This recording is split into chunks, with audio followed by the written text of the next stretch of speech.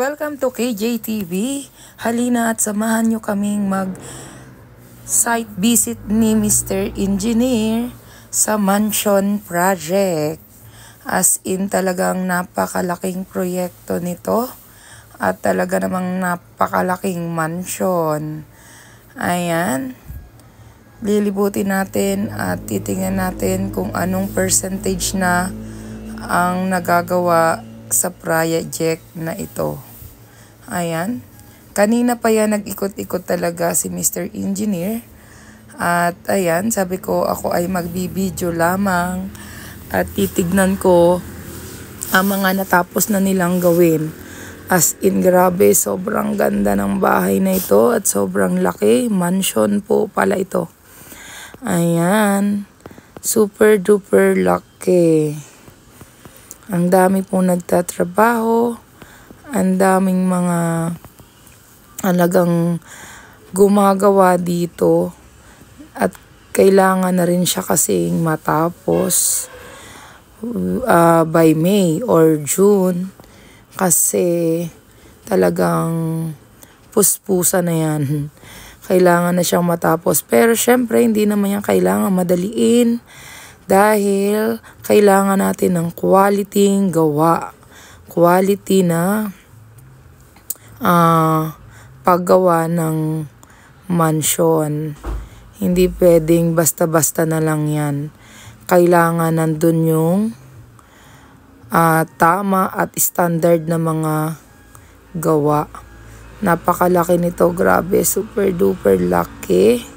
Kaya ikutin natin at kayo na ang bahala kung ano ba yung mga nandiyan na gagawin dyan.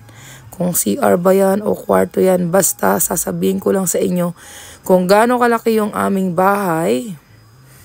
Yung bahay namin ay yung 70 square meter nga ba yung bahay namin na nandito ay parang CR pa lang nila.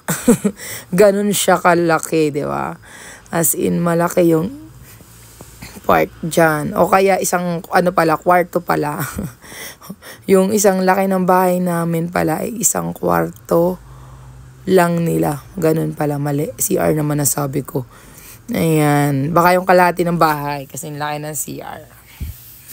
Ayan. Syempre, ayan, nag-iikot-ikot ako dyan at si Mr. Engineer naman ay talaga namang nagtitingin. Umaakyat pa nga yan dyan sa taas-taas dyan. Kaya lang di ko naman siya na-video habang pag nataas-taas siya dyan.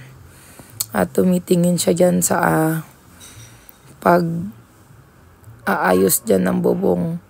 Actually, ang layo nito sa amin. 1.5 hour talaga ang biyahe niya everyday para laging ma-check itong project niyang ito. Ayan, ito yung isa sa malayo naming project na kailangan araw-araw na mapuntahan at ma-check ang mga gawa ng mga tao.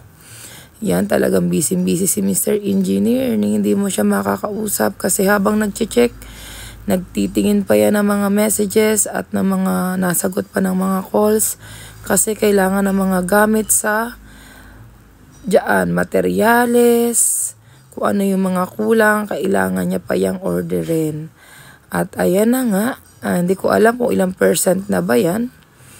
Basta, nagsimula yan ay kailan pa ba? Limot ko kung kailan nagsimula, pero grabe, sobrang laki naman kasi talaga yan. At ang laki-laki na ng mga nagawa. Ayan, hanggang dito na lang muna at sa susunod na ulit na pag-site visit. Thank you, bye! Lagi po tayo mag-iingat at magpapasalamat kay Lord sa patuloy na buhay na pinapahiram sa atin. Salamat!